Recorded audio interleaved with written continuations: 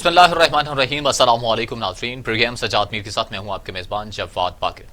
ناظرین، Broad sheet کا کچھ دن پہلے ایک معاملہ سامنے آ گیا جہاں پر شہ سرخی میں رہا، بہت عرصے سے یہ معاملہ چل رہا تھا۔ اس کے بعد ایسا شہ سرخی میں رہا کہ اس کے بعد دونوں طرف سے، یعنی کہ اپوزیشن کی طرف سے، حکومت کی طرف سے بھی اس پر بیانات بھی دیے جاتے رہے۔ اب یہ معاملہ طول پکڑتا جا رہا ہے، آخر کار یہ کہاں پر جا کے رکے گا؟ اسی پر آج گفتگو کا آغاز کریں گے۔ ہمارے ساتھ پاکستان کے سینئر تجزیہ کار، کالم نگار، دانشور سجاد میر صاحب موجود ہیں۔ سجاد میر صاحب، کیا دیکھ رہے ہیں کہ براڈ شیٹ کا معاملہ، پہلے بھی اس پر ہم پروگرام کر چکے ہیں، آپ کا پوائنٹ آف ویو بھی لے چکے ہیں، کیا دیکھ رہے ہیں کہ یہ براڈ شیٹ کا معاملہ ہے، کیا بنے گا اس کا؟ اس پہ کسی نے درست تبصرہ کیا ہے کہ سب لوگ آدھا سچ بول رہے ہیں، آدھا جھوٹ بول رہے ہیں، اور سچ کہیں تو اس کو سیاسی مقاصد کے لیے استعمال کرنا چاہتے ہیں۔ اب خاص طور پہ یہ کہا جاتا ہے کہ دیکھیے معاملہ تو 2000 کا تھا، اور مسلم لیگ نون صاف کہتی ہے کہ 2000 سے لے کر آج تک یہ جو کیس تھا وہ اس لیے بنایا گیا کہ نواز شریف کے خلاف کیسز ثابت کیے جائیں۔ انہوں نے کہا ہائی کورٹ کا جو فیصلہ ہے، آخر یہ ہوا کہ انہوں نے کہا کہ بھی آپ چھاپ دیں وہ جو فیصلہ ہے۔ آج اس کے کچھ اقتباسات چھاپے گئے یا نشر کیے گئے یا بیان کیے گئے، خلاصہ اس کا یہ ہے کہ 8 جگہ مقدمہ کا ذکر ہے جس میں نواز شریف کا ذکر آتا ہے، اور اس میں ایک چیز بھی وہ پروو نہیں کر سکے۔ وہ کہتے ہیں ہمیں آپ وہ شخص الزام لگاتا ہے کہ نواز شریف نے یہ کیا یا وہ کیا، تو کچھ مطلب یہ تھا کہ ہماری حکومتیں جو بھی آتی رہیں وہ اس بات کی کوشش میں تھی کہ پہلے وہ کیس بنا، کیس بننے کے بعد مشرف ہی کے زمانے میں بقول حکومت کے NRO ہو گیا، اور اس کے بعد وہ کیس وڈرا کر لیا گیا۔ اس کے بعد 5 سال کے بعد کیس ہوا، اس کے بعد 16 کے بھی حکومت، لیکن شہزاد اکبر کے بارے میں خاصے تبصرے اس شخص نے کر دیے، بے شمار تبصرے کر دیے۔ ملاقاتیں ہوتی رہی ہیں، اس کا کوئی فائدہ نہیں ہے۔ چینٹیں پڑ رہے ہیں ہمارے ہر ادارے پر، چینٹیں پڑ رہے ہیں، اس بات تک بھی وہ کہتے ہیں کہ ہمارے حساس اداروں کے کسی شخص نے جو اپنے آپ کو جنرل ملک کہتا تھا ان سے ملاقات کی اور کٹ بیک مانگا کہ رشوت دو، گویا یہی کہا گیا نا، آپ کو جو کمیشن ملے گا اس میں سے اتنے پیسے ہمیں دو۔ اچھا، انٹرنیشنل طور پر ہماری بدنامی ہو رہی ہے۔ وہ جو شخص یہ سارے الزامات لگا رہا ہے وہ خود کنوکٹ رہا ہے، جیل میں رہا ہے، وہ کوئی قابل اعتبار آدمی نہیں ہے۔ پہلے ہم نے وہ بیمو گیٹ کیس میں وہ ایک منصور اجاز کو پکڑ لیا تھا، وہ مشکوک کردار کا آدمی، وہ سارے مشکوک کردار کے لوگ جو ہیں پاکستان کے خلاف ہی استعمال کیے جائیں گے، کیا ملے گا اس سے؟ وہ کہتے ہیں جی کہ یہ نواز شریف سے چونکہ ڈیل ہو گئی تھی اس لیے ختم کر دیا گیا۔ وہ کہتے ہیں جی اب آپ اس میں یہ پتہ چلا کہ آپ نے پیسے دیے اور پیسے مانگے ہیں، پرانی بات چھوڑیے، اور یہ ہو رہا ہے کہ ہمارے خلاف استعمال کرنے کے لیے مشرف سے لے کر آج تک 20 سال تک آپ نے جدوجہد کر لی، کچھ حاصل نہیں ہوا۔ تو یہ ساری جو کہانی ہے اس سے پاکستان کا وقار خراب ہو رہا ہے، کیا مل رہا ہے کسی کو؟ آج تک تو آپ یہ اچھا، اور یہ بھی وہ کہہ رہے ہیں نیب کے بارے میں نیگیٹو کمنٹ سے۔ آج جب انہوں نے اجازت مانگی کہ وہاں قانون کے تحت مقدمہ کی کاروائی چھاپنے کے لیے اجازت اگر فری اینڈ رضامند ہو تب چھپ سکتا ہے، اجازت مانگی انہوں نے اجازت دے دی، انہوں نے کہا ننگے تو آپ ہوں گے، گویا، اور وہی ہو رہا ہے۔ حکومت اپنی طرف سے چال چل رہی ہے کہ نواز شریف کی جائیدادوں کی وجہ سے اور اسے ڈیل ہونے کی وجہ سے مشرف کو یہ ایگریمنٹ ختم کرنا پڑا، اور ایگریمنٹ ختم کرنے کے لیے ہمیں ارجانہ دینا پڑا، اور پھر ارجانہ غلط کمپنی کو کیسے دے دیا آپ نے؟ سب سے بڑی بات ہوئی ہے یہ کیسے دے دیا؟ یہ ہم کہیں کہ جس غلط کمپنی کو دیا جو ایگزسٹ نہیں کرتی، اس کمپنی کو دے کر آپ نے اس سے کمیشن لی ہے، کٹ لی ہے، کیا کہا گیا؟ وہ پاکستان میں ان کا بندہ آیا ہے، اور آج مانا ایک صاحب نے کہ میں نے ان کو عمران خان سے بلایا تھا، اور اسی بندے نے کہا کہ لیکن جو الزامات اس میں لگتے ہیں وہ ٹھیک نہیں ہے، اس آدمی کا اعتبار بھی نہیں ہے۔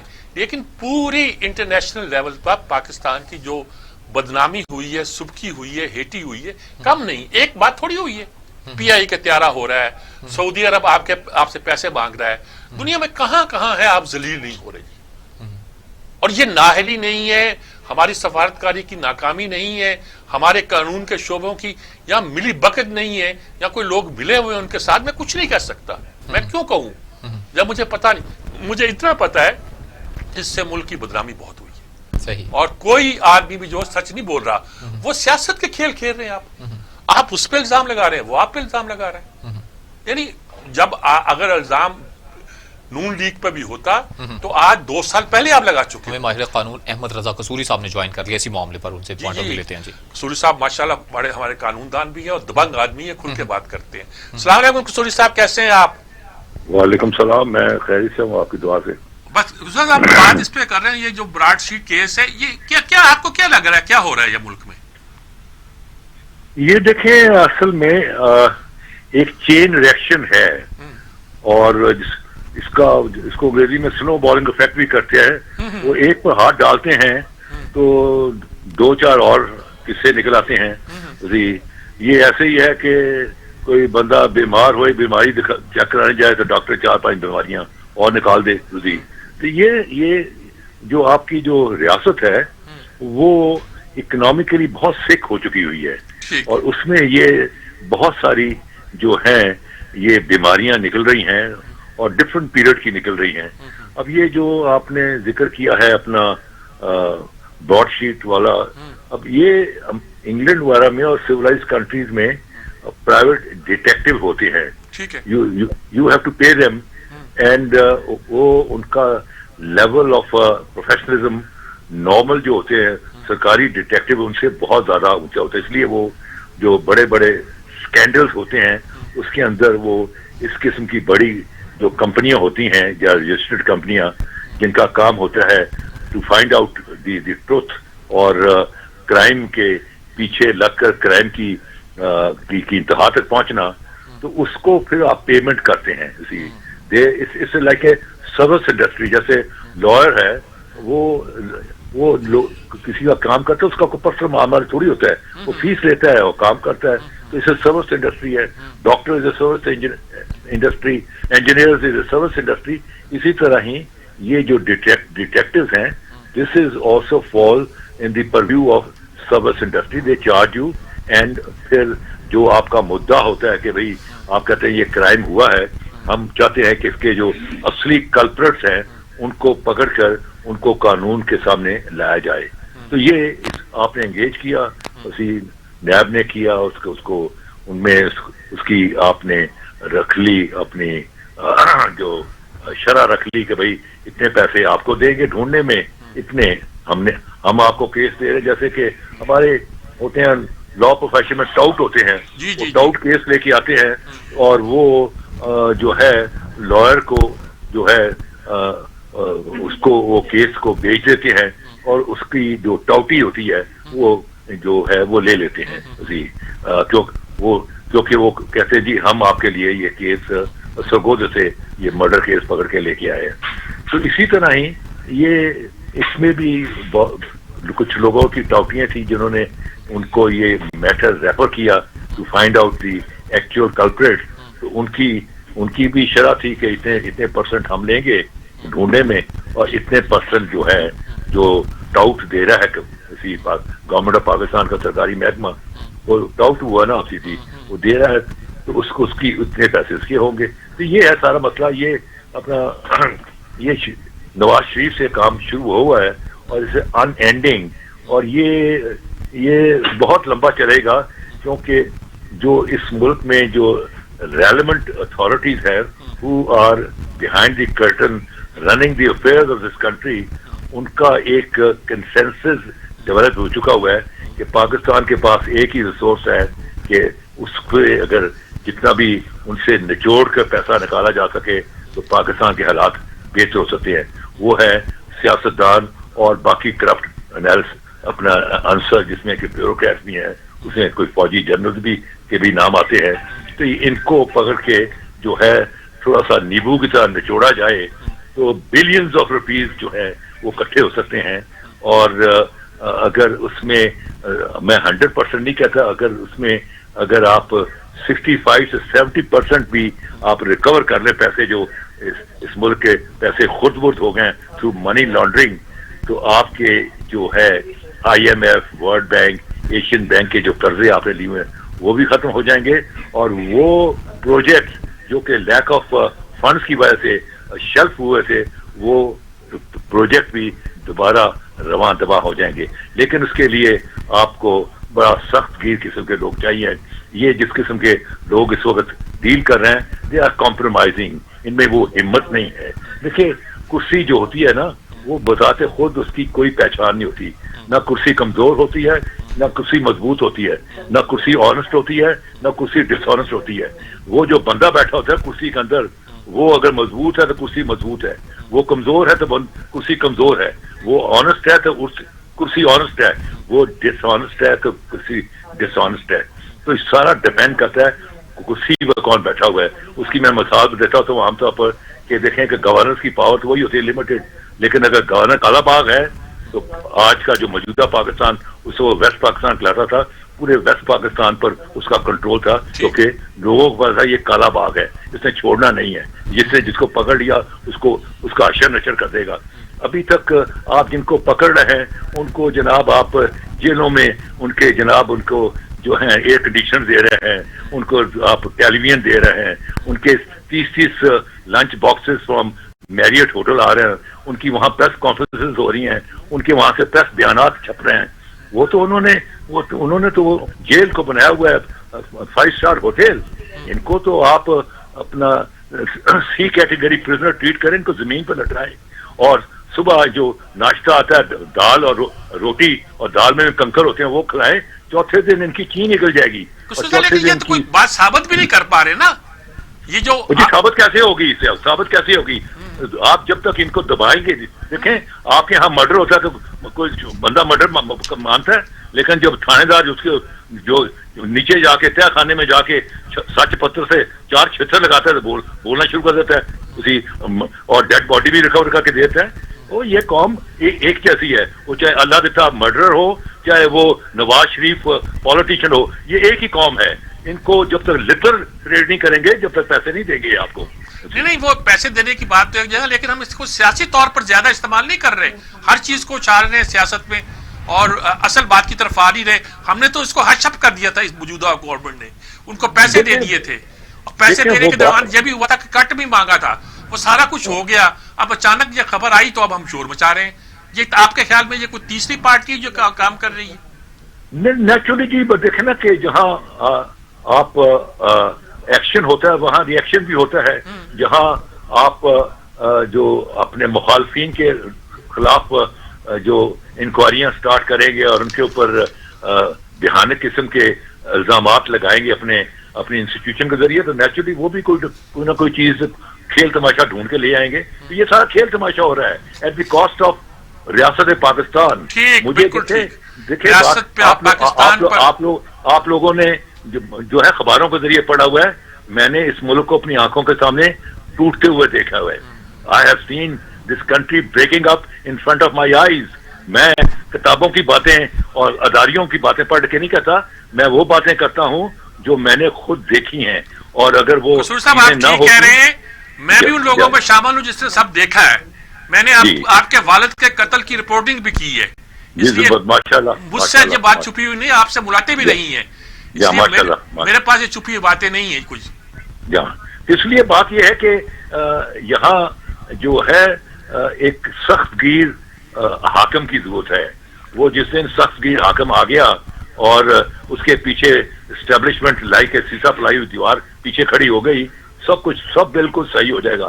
یہ بیسیکلی بڑے ڈرپوک لوگ ہیں.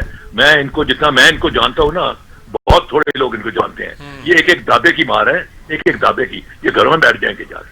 بہت شکریہ آپ کا احمد رضا قصوری صاحب, آپ نے بہت بلکہ پریسائز لفظوں میں ساری بات کو بیان کیا جی. دیکھیں بڑے وہ کلیئرلی کہہ رہے ہیں کہ ہم ملے ہوتے ہیں تو ہم کوئی بندہ ہو نا جب پکڑنے والا تو پکڑے نا جی. اب اس میں 200 بندوں کے نام ہیں.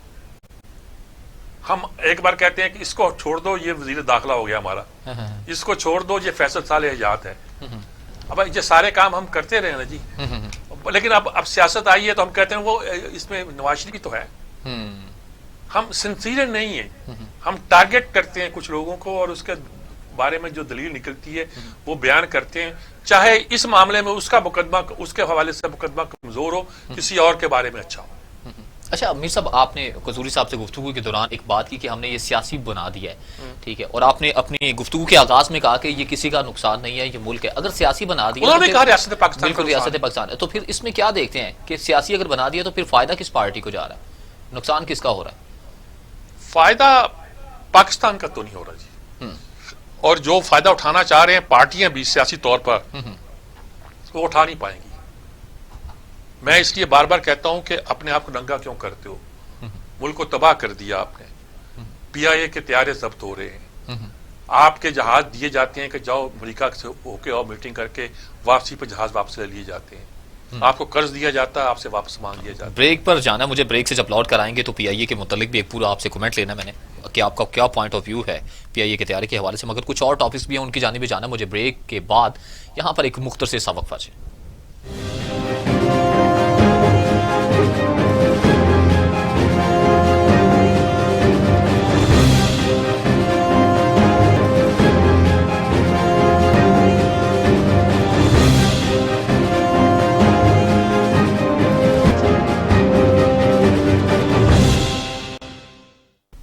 Welcome back. سجاد میر صاحب کیسے دیکھتے ہیں ارنب گوسوامی کے نئے انکشافات سامنے آئے ہیں؟ انڈیا کا کٹا چھٹا کھل کے سامنے نہیں آ گیا کہ 23 فروری 2019 کو انہوں نے BARC کے چیف کو پاکستان سے متعلق بڑی خبروں سے، یعنی کہ ان کے دوست بھی ہیں، ان سے دی ہیں کہ پلوامہ حملہ بھی ہونا ہے، یہ سب کچھ کرنے جا رہے ہیں۔ تو کیا دیکھیں بات سنیں، یہ سارے جو واقعات ہندوستان میں ہوتے رہے ہیں اس کے سب الزامات پاکستان پہ لگتے رہے ہیں، بالکل، اور وہ اپنی طرف سے کچھ ثبوت بھی گڑھتے رہے ہیں۔ ہمارے لوگوں نے بیسٹ پاسبل کام کیا، پٹھان کوٹ کے بارے میں ہم نے انکوائری بھی کی، ان کو آفر بھی کی، ہماری ٹیم نے وزٹ بھی کیا، اور لیکن انہوں نے اجازت نہیں دی۔ ہمیں جوائن کیا ایئر مارشل شہزاد چودھری صاحب نے۔ اچھا، شہزاد چودھری صاحب، جی جی جی۔ السلام علیکم شہزاد چودھری صاحب۔ جی السلام جی شہزاد صاحب، کیا حال ہے جی؟ اللہ کا شکر ہے جی۔ بس ہم بات یہی کر رہے ہیں جو انڈیا میں آج کل چرچا ہو رہا ہے جی، یہ کیا آپ کو یعنی کیا کرنا چاہیے ہمیں، اور کیا ہو کیا رہا ہے، کچھ سمجھ نہیں آ رہی۔ شہزاد صاحب دو چیزیں میری نظر میں ہمیں خیال کرنے والی ہیں یا اس سے جو اخذ کیا جا سکتا ہے۔ پہلی بات تو یہ کہ ان کی جو گورنمنٹ ہے اس نے جو ان کا میڈیا ہے اس کو انلسٹ کر لیا ہے، ملا لیا اپنے ساتھ اپنے فارن پالیسی ایجنڈا کو سپورٹ کرنے کے لیے۔ اب اس کے اندر ارنب گوسوامی جیسے جرنلسٹ ہیں جو کہ جسے آلموسٹ امبیڈڈ، عام طور پہ امبیڈ کرتے ہیں لوگ کسی خاص اور فورس کے ساتھ یا کسی جگہ پہ، یہ امبیڈ ہو گئے ہیں گورنمنٹ کے ساتھ، اپنی نریندر مودی کے ساتھ، اور ان کے ساتھ امبیڈ ہو کے اور ان کے فورن آفس کے ساتھ امبیڈ ہو کے ان کی جو خاص طور پہ جو پاکستان کے مخالف پالیسی ہے اس کو یہ لے کے آگے چل رہے ہیں، اور اس کے اندر ان کا جو رول رہا اور جس طریقے سے ان کو پرائر انفارمیشن مل جاتی تھی کہ اچھا وہاں پہ جو پلوامہ میں ہوا ہے اس کا اصل میں فائدہ پہنچا ہے گورنمنٹ کو بہت زیادہ، اور ہم نے پہلی وکٹری حاصل کر لیا ہے پلوامہ کے تھرو۔ پلوامہ جس دن ہوا تھا اس دن ذکر کیا انہوں نے اپنے کسی ایک ساتھی سے، جو کہ کسی اور گھر، وہ ان کا اپنا اندرونی مسئلہ ہے کہ وہ ساتھی یہ جو پوائنٹس ہوتے ہیں جو اس کے تو وہ اس کا بہرحال وہ ایک چیز تھی۔ دوسرا پھر اس کے بعد اس نے کہا کہ اور کچھ بڑا ہونے والا ہے، اور ابھی اس نے کہا پاکستان کے خلاف کچھ بڑا ہوگا، اس کا مطلب اس کا بھی پتا تھا کہ بالا کوٹ پہ یا جو ایک اسٹرائک کرنا جا رہے ہیں وہ ہوگی۔ تو اس طرح کی چیزیں تھی جو کہ ظاہر ہوتا ہے کہ وہ پبلک کیوں کی گئی، اسی نے پبلک کوئی خاص اس میں انٹرسٹ ہے ان کا، کیوں پبلک کی گئی، اس پہ بھی کوئی چھپی ہوئی بات نہ ہو۔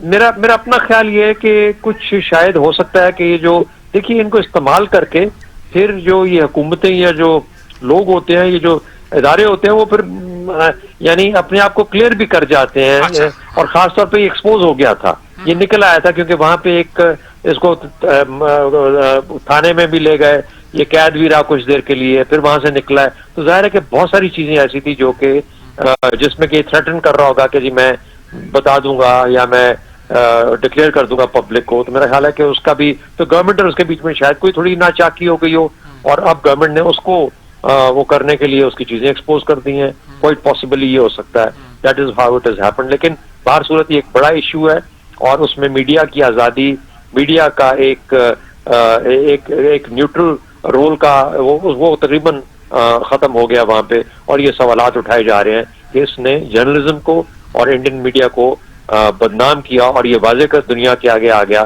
کہ انڈین میڈیا وہ جو باتیں کرتا ہے اس میں کوئی حقیقت نہیں ہوتی، پروپیگنڈا کا حصہ ہوتا ہے۔ تو یہ ہے۔ دوسری جو اسپیکٹ میں کہنا چاہوں گا وہ یہ ہے کہ یہ کوئی ابھی کی بات نہیں ہے۔ جو آپ نے ڈسنفو لیب EU والی جو تھی اس کے اوپر جو رپورٹ دیکھی، آپ نے دیکھا کہ 15 سال سے بھارت نے پاکستان کو ملائن کرنے کے لیے، رمج کو خراب کرنے کے لیے وہ ایک پورے کا پورا پلان بنایا ہوا تھا۔ اس میں تھنک ٹینکس ہیں، اس میں NGOs ہیں، اس کے اندر یہ نیوز ایجنسیز ہیں، اس کے اندر لوگوں کا رول ہے، اس کے اندر یہ ویب سائٹس ہیں وغیرہ وغیرہ، یہ سب ملا کے 15 साल से ये बिल्ड हुआ है, और उसका जो आपने देखा और फिर उसको अनर्थ किया डिसइंफो लैब ने, यू वाली जो थी।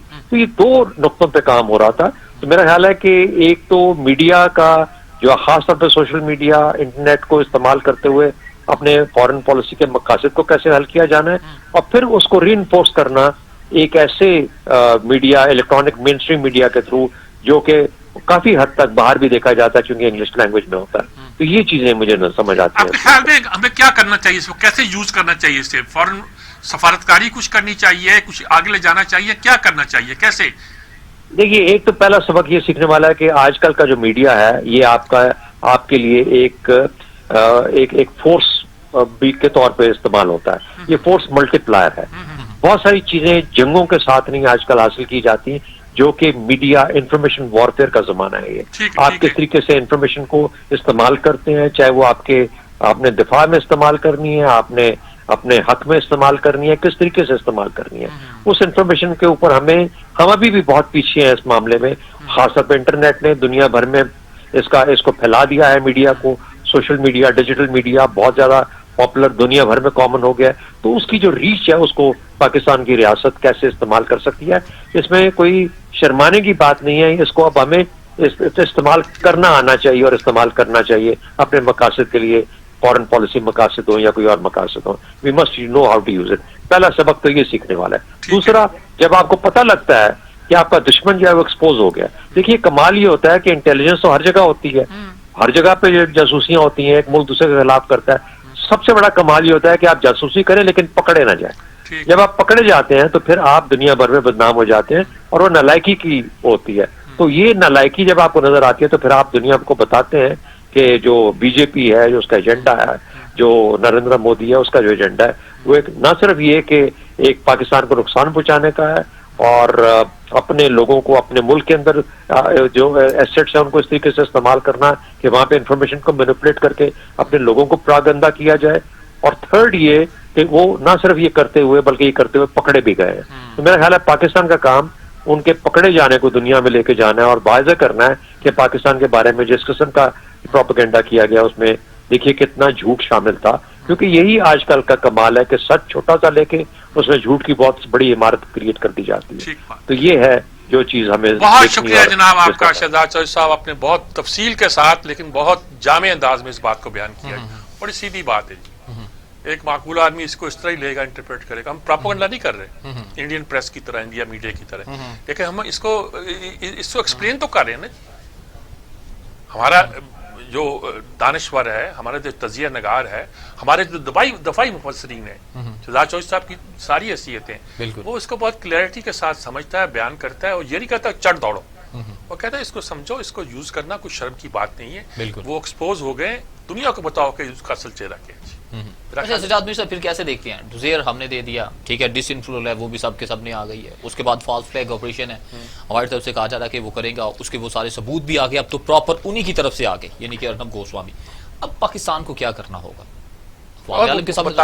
हमें इसको यूज करना सफारत के महाज पर, इंटरनेशनल लॉबी को इस्तेमाल करना है, इंटरनेशनल थिंक टैंक तक बात पहुंचानी है इस सारे केस को। और मैं एक बात और ऐड कर दूं कि हमें इंडियन की रायामा को ही बताना है कि तुम्हारे मुल्क में क्या हो रहा है, मौजूदा टीम में तुम्हारे हुक्मरान जो क्या कर रहे हैं। हिंदुस्तान में ऐसे लोग मौजूद हैं जिनको कन्विंस किया जा सकता है। अंदर भी तो उबाल आए ना जी कि भाई हमारे बंदे बर्बाद दिए 40 तुमने, और किस लिए मंगवाया? इलेक्शन जीतने के लिए। बिल्कुल, अल्लाह का खौफ करो यार, तुमने और बहुत से जुल्म कर रखे हैं हम पर, ये जुल्म तो ना करो ना। हमारे 40 आपने बंदे मरवा दिए, और मरवाने के बाद आप सिर्फ इसलिए कि आप इलेक्शन जीतना चाहते थे। होश के नाखून लो, दुनिया की सबसे बड़ी जमहूरियत के दावेदारों, ये कोई करने की बात नहीं। मगर दावेदारी नजर आते हैं जी। मुझे ब्रेक पर जाना है, ब्रेक से जब लौट कर आएंगे तो कुछ पीटीएम के हवाले से भी बात करनी है, जहां पर सुबह जा रहे हैं इलेक्शन कमीशन के सामने फॉरेन फंडिंग के हवाले से क्या होने जा रहा है। सजाद मीर साहब से ये पूछेंगे एक वक्फे के बाद।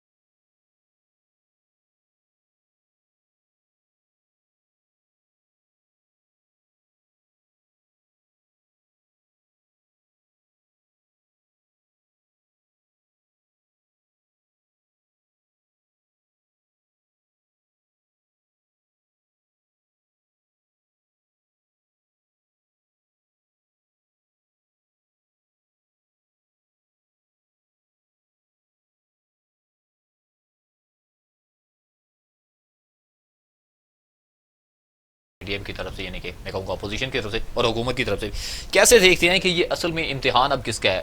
الیکشن کمیشن کا امتحان ہے، حکومت کا ہے، یا کہ اپوزیشن والوں کا؟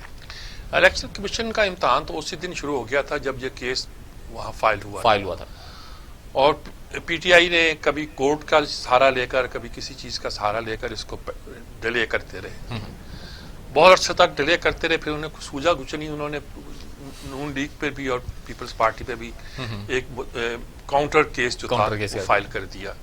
وہ بھی اس طرح اس کیس کے حوالے سے ڈیلیئنگ ٹیکٹکس ہے. میں یہ نہیں کہتا کہ نون لیگ یا پیپلز پارٹی قصوروار نہیں ہوں گے، لیکن یہ ڈیلیئنگ ٹیکٹکس تھے. انہوں نے ڈیلیئنگ ٹیکٹکس کیوں اختیار کیے؟ دیکھیے فرق ہے دونوں کیسوں میں.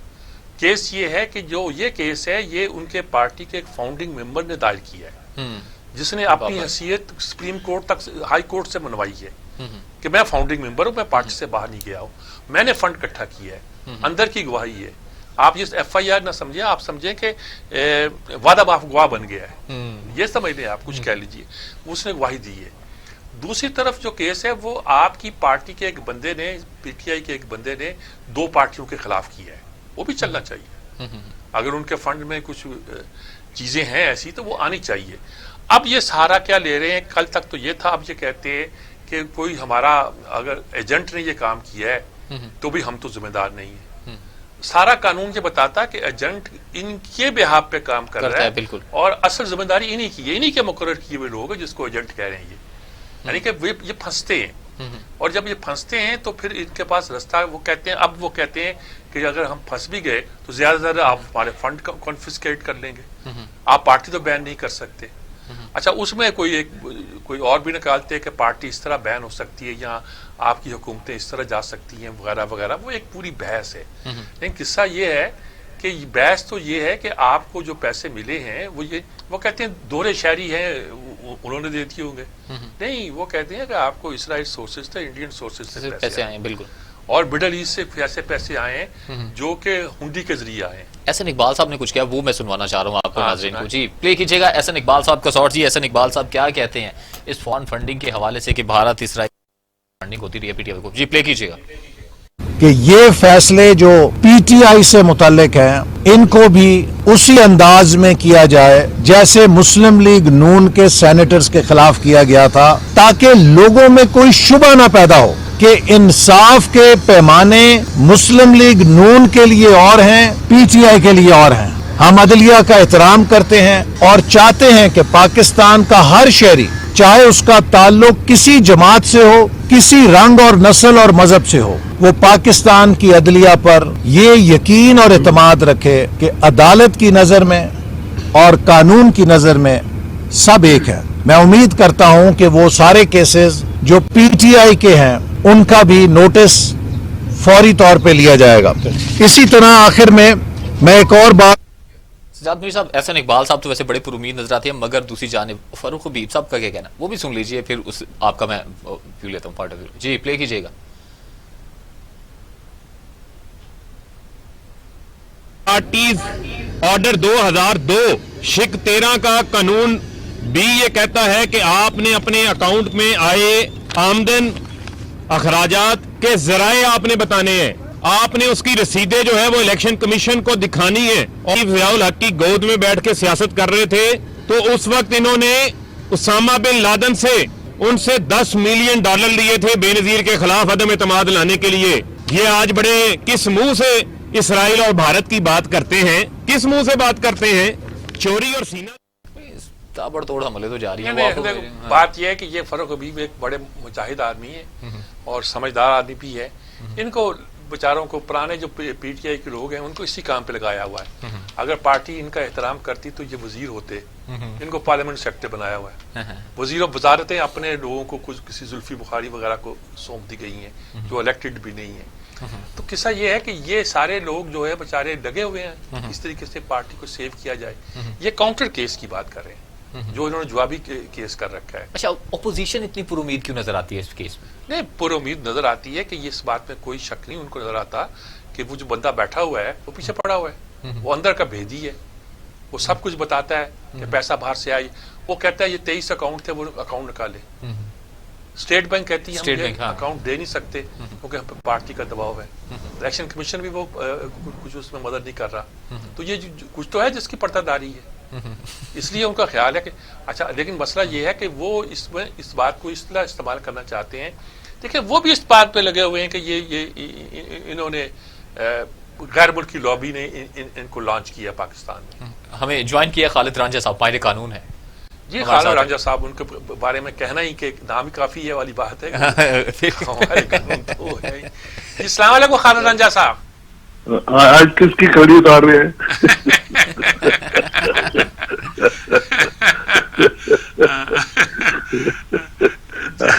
آپ کو موقع مل ہی جاتا ہے، کھنڈی چھری نا. میں ذرا پوچھ رہا ہوں آپ سے کوئی ہیلپ کیجیے، یہ فارن فنڈنگ کیس ہے کیا اس وقت؟ وہ کیا لگتا ہے آپ کو، اس کی قانونی حیثیت کیا لگ رہی ہے آپ کو؟ یہ ہے کہ under the law any company, کوئی کمپنی جو ملک سے باہر کے لوگوں نے کمپنی میں کوئی پولیٹیکل پارٹی جو باہر سے لوگوں نے بنائی ہو، وہ یقیناً ملکی مفاد میں نہیں ہے، اور وہ اس کا ہونا فیڈرل گورنمنٹ کو اختیار ہے کہ اسے بند کر دے. ٹھیک ہے. تو اب اس وقت یہ وہ پی ٹی آئی بھی یہ کہتی ہے کہ یہ اختیار فیڈرل گورنمنٹ کا ہے. اگر الیکشن کمیشن سے یہ پروو ہو جائے کہ یہ فورن فنڈ ہوا ہے، فنڈنگ ہوئی ہے، تو پھر فیڈرل گورنمنٹ کچھ نہیں کرے گی. میرا خیال ہے کہ صرف اگر آپ سارے سیکشن کو پڑھیں تو اس میں ایک چیز واضح ہوتی ہے کہ جو پولیٹیکل پارٹی کی فارمیشن ہے اس میں پرایا ہاتھ ہوتا ہے، جو کہ الٹیمیٹلی آپ کی ملک کو نقصان دیتا ہے. ٹھیک ہے.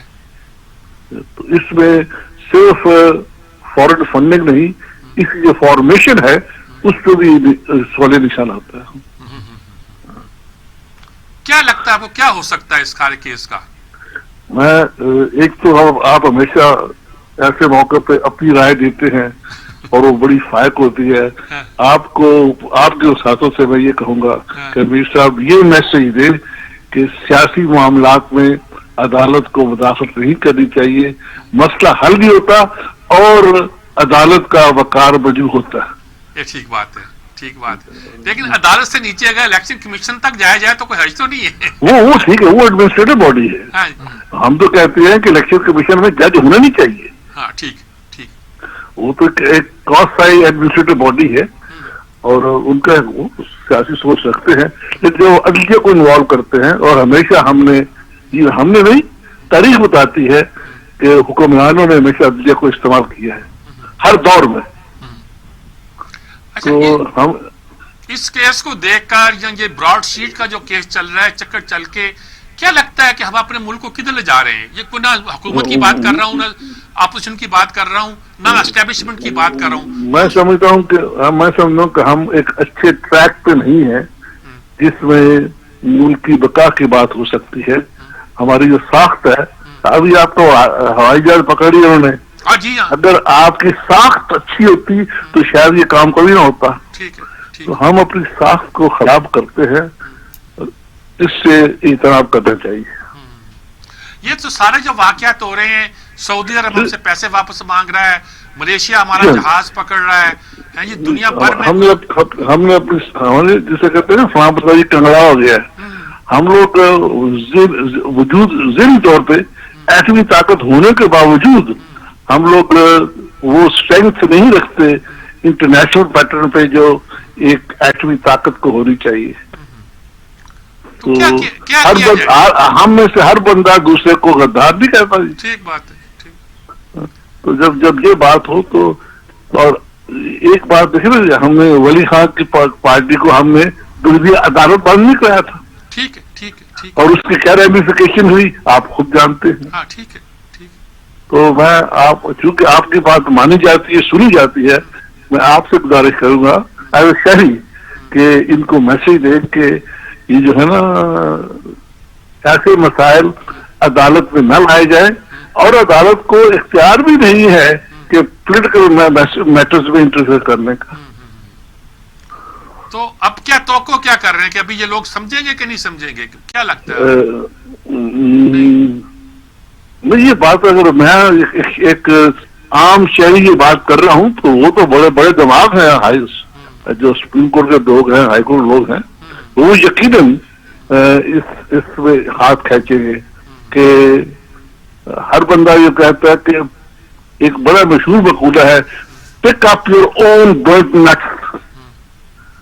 تو یہ جو سیاسی لوگ ہیں انہوں نے اپنے مسائل خود حل کرنے چاہیے، لیکن اس کو عدالت کو بیچ میں لا کے بھشیہ تک ویسی بات ہے، عدالت کو بیچ میں لا کے میں سمجھتا ہوں ہم عدالتی وقار مجروح کرتے ہیں، اور عدالت کے پاس بھی آپشن کو نہیں ہے کہ لوگ کہاں جائیں. میں سمجھتا ہوں کہ یہ سوچ جو ہے کہاں جائیں یہ بات آپ کی ذمہ داری نہیں ہے. بہت شکریہ خالد رانجھا صاحب آپ کا، آپ نے بہت ہماری رہنمائی کی جی، بہت شکریہ آپ کا جی. بڑی صاف بات کی انہوں نے جی. عدالتوں میں کیا لے کے جا رہے ہو، اپنے مسئلے طے کرو. میں بار بار کہہ رہا ہوں، دیکھیں اب ایک بات آ رہی ہے کہ ریاست آپ کی ناکام ہو رہی ہے، آپ کے لیے مسائل پیدا ہو رہے ہیں، آپ کے سارے ادارے بدنام ہو رہے ہیں، سارے اداروں میں پی آئی اے کا میں ذکر کرتا چلوں کہ پی آئی اے کا جو طیارہ ملیشیا میں پکڑا گیا ہے، یہ سب یہ کس چیز کی ہماری کمزوری ہے؟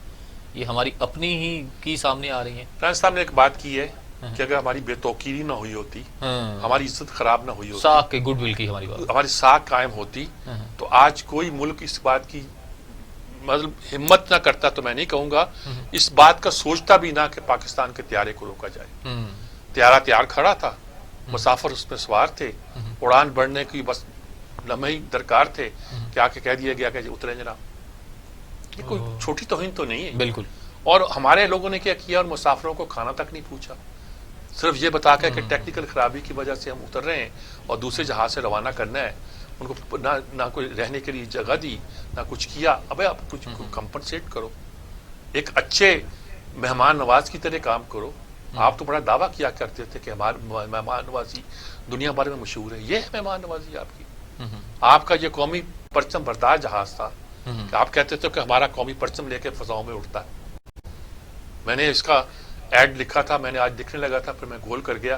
میرا لکھا ہوا تھا کہ وطن سے پہلے وطن کی خوشبو. پی آئی اے کا ہر طیارہ فضاؤں میں اڑتا ہوا ایک چھوٹا سا پاکستان.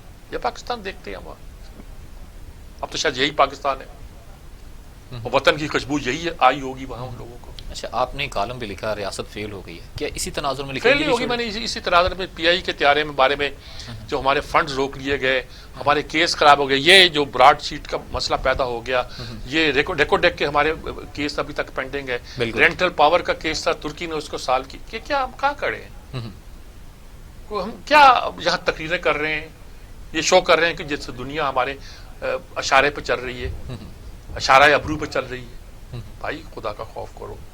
یہ میں کسی ایک بندے کو یا ایک پارٹی کو نہیں کہہ رہا، ایک ٹولے کو نہیں کہہ رہا، سارے فریقین کو کہہ رہا ہوں، خدا کا خوف کرو. صحیح ہے، ملک کی عزت بچاؤ. اچھا، وقت بڑا شارٹ ہے، میں چلتے چلتے بس آپ سے دو چیزوں پہ کمنٹ لینا چاہوں گا. ایک تو عمر کوٹ کے الیکشن پہ پاکستان پیپلز پارٹی نے میدان مار لیا غیر سرکاری نتائج کے مطابق، کیا کہتے ہیں؟ ضمنی الیکشن میں تو یہ علاقہ جو جی ارباب غلام رحیم ان لوگوں کا ایک طرح کا پیپلز پارٹی سے کٹ کر ایک گڑھ تھا. غلام ارباب رحیم سے یہ ہمارے لوگ جو خاص طور پیپلز پارٹی والے بہت جڑے تھے. جب وہ حکمران ہوا تھا، وزیر اعلیٰ رہا تھا سندھ کا، اور اس نے بڑے دبنگ انداز میں حکومت کی تھی، اور بڑے ایک خاص طریقے سے وہ حکومت کرتا تھا، اور نسبتاً ایک فیئر انداز میں اس نے حکومت کی تھی. پیپلز پارٹی کے اینٹی لوگ اس وقت کم ملتے تھے، یہ ان میں سے ایک تھا جو ملا تھا اور حکومت کی تھی، اور اس کا اپنے علاقے پہ کنٹرول تھا. جب یہ وزارت اعلیٰ سے ہٹا اور اسمبلی میں آیا ایک رکن کے طور پر، جیت کے آیا تھا یہ بھی، تو اسمبلی کے اجلاس کے باہر انہوں نے برآمدوں میں ہی پیپلز پارٹی نے اس کے ساتھ بہت بدتمیزی کی تھی، جوتے پھینکے تھے، پتہ نہیں کیا کیا کیا تھا، بہت چانٹے مارے تھے. یہ کیا جس کے بعد یہ ایک لمبے عرصے تک ملک سے بھی غائب رہا، کیونکہ پارٹی نے یہ طے کر دیا تھا، یہ شو کر دیا تھا کہ ہم اس کو چھوڑیں گے نہیں، بخشیں گے. یہ چونکہ دبنگ قسم کا آدمی تھا، اس لیے اس سے چڑتے. جام صادق کے بعد یعنی کہ اس طرح کا ایک جام صادق تو اور مزاج کا آدمی تھا، یہ ذرا بڑے مزاج کے آدمی تھے، اور میرا ان سے رابطہ تھا. میں کبھی لمبا چوڑا نہیں تھا، لیکن چونکہ میں اخبار کا ایک ایڈیٹر تھا، اس لیے بہت اچھی طرح میں ان سے جانتا تھا.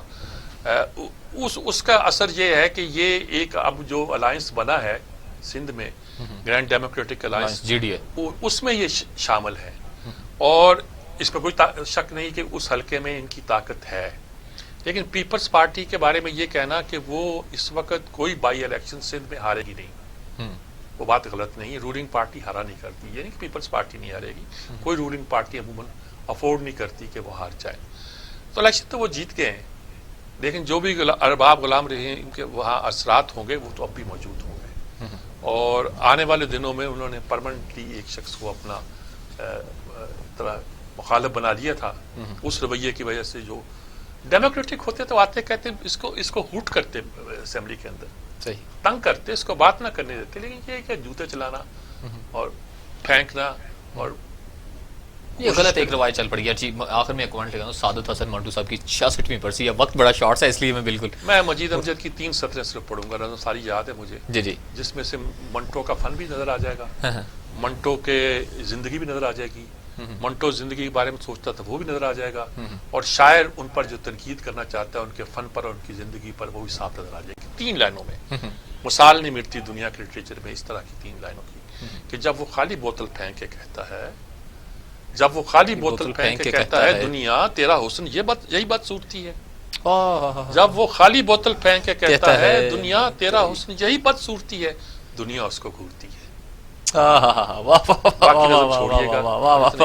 کلوزنگ ریمارکس میر صاحب، مجھے لگتا ہے اسی پہ جب وہ خالی بوتل پھینکتا ہے دنیا تیرا حسن یہی بات صورتی ہے، دنیا اس کو گھورتی ہے. یہ مجید امجد کی نظم، اس کی داستان مجھے معلوم ہے کہ کیسے لکھی گئی، کیوں لکھی گئی. صحیح، بہت شکریہ میر صاحب آپ کا. پروگرام کا وقت اس کے ساتھ اپنے اختتام کو پہنچا. اپنے میزبان جواد باقر کو دیجیے گا اجازت. اللہ کے بعد